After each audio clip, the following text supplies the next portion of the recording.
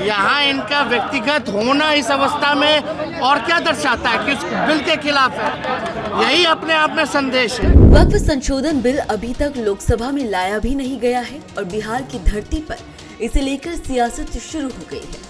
लालू तेजस्वी को बीते दिनों मुस्लिम संगठनों के साथ गर्दनीबाग में देखा गया, जहां तेजस्वी ने बड़ा ऐलान करते हुए कहा कि चाहे कुछ हो जाए, आरजेडी इस बिल के खिलाफ है, चाहे वो सत्ता में रहे या ना रहे, लेकिन आरजेडी मुस्लिमों के हक में हमेशा रहेगी और वो मुस्लिमों के साथ ही है।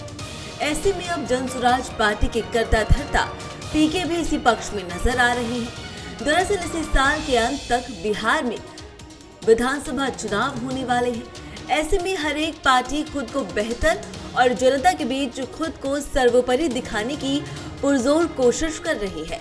ऐसे में चुनाव से पहले वक्फ बिल बिहार की राजनीति में एक नया मोड़ लेकर आया है और आज के इस वीडियो में हम बात करेंगे वक्फ बिल और बिहार में होने वाले विधानसभा चुनाव से पहले आने वाले बड़े बदलाव की। चुनाव से पहले सभी राजनीतिक पार्टियों ने अपनी कमर कस ली है।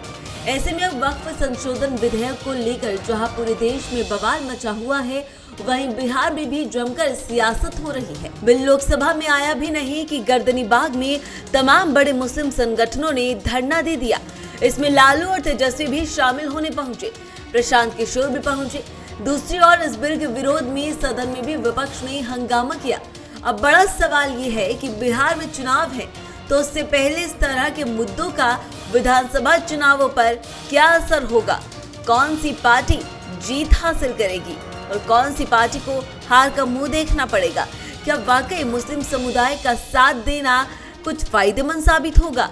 बता दें कि इसी साल अक्टूबर-नवंबर में बिहार विधानसभा का चुनाव हो रहा है। ऐसे में करीब 18% मुस्लिम वोटरों को लुभाने के लिए विपक्ष चूकना नहीं चाहता है।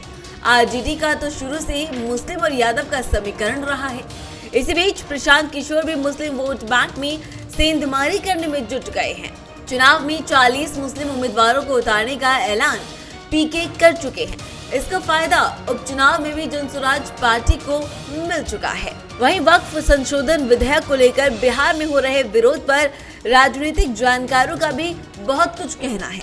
दरअसल राजनीतिक जानकारों का मानना और कहना है कि वक्फ संशोधन विधेयक अभी लोकसभा में लाया भी नहीं गया है।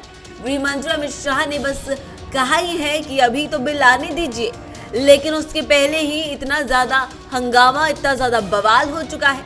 बता दें कि इस साल बिहार विधानसभा चुनाव होने हैं। ऐसे में हर एक राजनीतिक पार्टी अपना परचम लहराने को उतारू है। हर एक पार्टी यहाँ पर मुस्लिम समुदाय का साथ दे रही है। वहीं ये भी कहती नजर आ रही है कि विधेयक बिल्कुल सरासर गलत है। वहीं बता दें कि विपक्ष मुस्लिम वोटरों को साधने के लिए इस वक्त कोई कसर नहीं छोड़ना चाहता है, क्योंकि 18% एक बड़ी आबादी मुस्लिम की है। आरजेडी शुरुआती दौर से ही मुस्लिम वोटरों पर अपना कब्जा जमाते दिखाती नजर आई है। हालांकि नीतीश कुमार को भी मुस्लिम वर्गों का वोट अक्सर मिलता रहा है। इस बार मुस्लिम एकजुट हो चुके हैं और नीतीश कुमार के खिलाफ है। हाल ही में सीएम आवास में आयोजित इफ्तार पार्टी में कई मुस्लिम संगठनों ने इसका विरोध किया, तो इसका असर चुनाव में भी देखने को मिला। 2020 में भी मुस्लिम समुदाय ने नीतीश कुमार का साथ नहीं दिया था। वहीं जेडीयू से 11 मुस्लिम उम्मीदवार उतारे गए थे, लेकिन एक भी नहीं जीता था। बहुजन समाज पार्टी से जीते जमा खान जेडीयू में शामिल हुए तो उन्हें अल्पसंख्यक कल्याण मंत्री बनाया गया।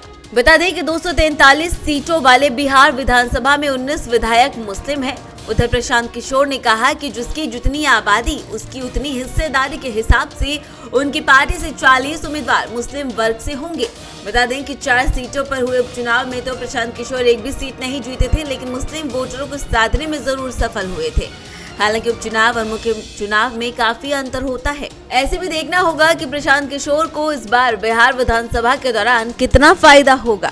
बता दें कि आरजेडी को फायदा होगा प्रशांत किशोर को, इस पर भी अभी बड़ा सवाल बना हुआ है।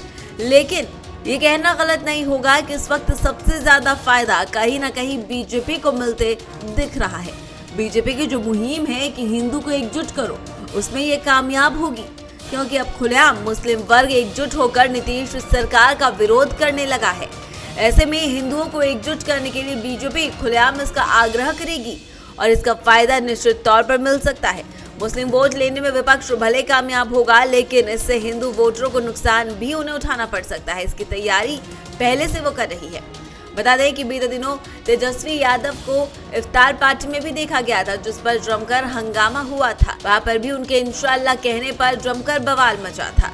वहीं अब देखना काफी दिलचस्प होगा कि बिहार विधानसभा चुनाव से पहले वक्फ बिल का ये हंगामा आगे क्या नए रूप लेता है। जब इन्होंने कह दिया कि वक्फ बोर्ड का बिल जो लाया गया उसका विरोध कर रहे हैं, तो एक ही बात कितनी बार पूछना है, यहाँ इनका व्यक्तिगत होना इस अवस्था में और क्या दर्शाता है कि उस बिल के खिलाफ है। यही अपने आप में संदेश है। फिलहाल इस खबर में इतना ही। ऐसे तमाम खबरों के लिए देखते रहिए भारत एक्सप्रेस बिहार झारखंड। नमस्कार।